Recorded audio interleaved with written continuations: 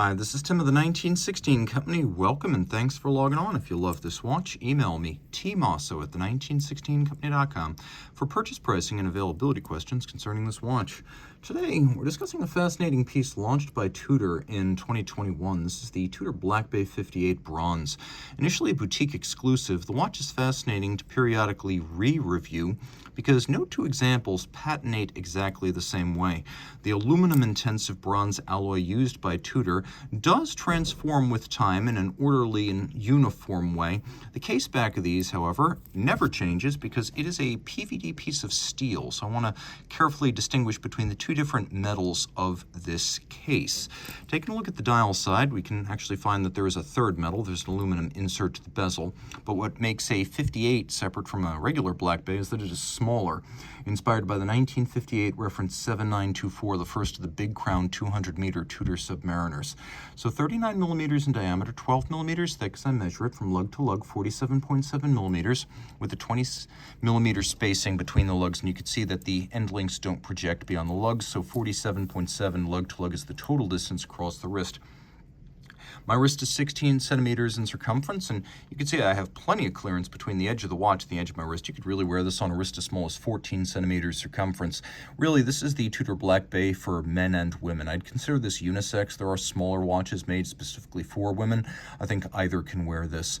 Easily fits under a cuff. It is quite thin, and that's one respect in which it's more competitive with the old ETA-powered Black Bays as well as Rolex dive watches. This is quite a bit thinner than the MT 5600 series Tudor Black Bays. This is an MT 5400 series movement inside, which is smaller than the 56 and also thinner. So the watch wears nicely, and you can see it has a little bit of a skeuomorphic rivet-style bracelet. So these are designed to read as the rivet bracelets once shared by Rolex and Tudor, but that's not actually how the assembly takes place. And it's also not how you would remove the removable links. You can see that they're fixed by screws just like that.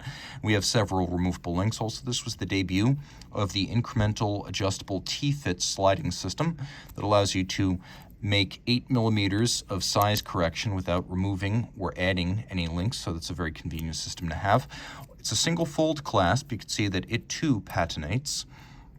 A feature I really like, we have spring-loaded ceramic pin snaps both on the outside where the clamshell is applied, and then on the inside face where the opposite side of the clasp sinks in. The idea is that the bronze can never wear down the ceramic, so the tolerances will remain as snappy 10, 20 years into the ownership experiences on day one. There's a little lock right there. You flip that down, it locks everything in place, rolling around. We have these bevels that are again there to remind us of the nostalgic days when Rolex and Tudor shared bracelets and cases, both made by Rolex for the various applications. Rolex with its own movement, Tudor with first, I believe, Fleury and then later ATA calibers in its Submariners, but they used the same cases for years. And so those bevels, although mechanically applied here, are a love letter to that era. Big crown, no guards, and you can see we've got a Tudor Rose logo, which is the older Tudor logo, pre-1968, and then we have a Tudor Shield logo on the dial for these in-house caliber Tudors, so that is post-1968. Chapter ring style dial. You can see we've got a sapphire here, but it's double cambered to look like a vintage plexi. We have an anodized aluminum insert to give the requisite vintage look to the bezel insert, and then we have this micro knurling that's really easy to grip and would be even if your hands were wet, sweaty, or gloved. It's a 60-click design. Tudor bezels are generally 60-click Rolex 120 to provide a little bit of differentiation. Lined with the bezel pearl with the minute hand, now you've got a 0 to 60-minute count-up chronograph, if you will, and it's a lot cheaper to service than a chronograph in a conventional sense.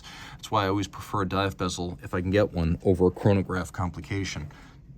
No shortage of luminescence. We've got that lovely Explorer-style tri-Arabic numeral dial and the snowflake-inspired hands, inspired by the late 60s to mid-70s Tudor sub, the Snowflake series.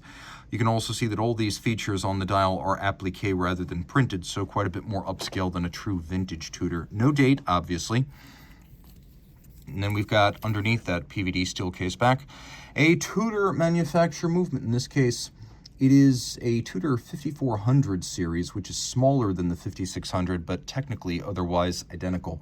Automatic winding, 70-hour power reserve, 4 Hz beat rate. It has a hacking or stop seconds function to set it precisely against a reference time. All this water resistant down to 200 meters.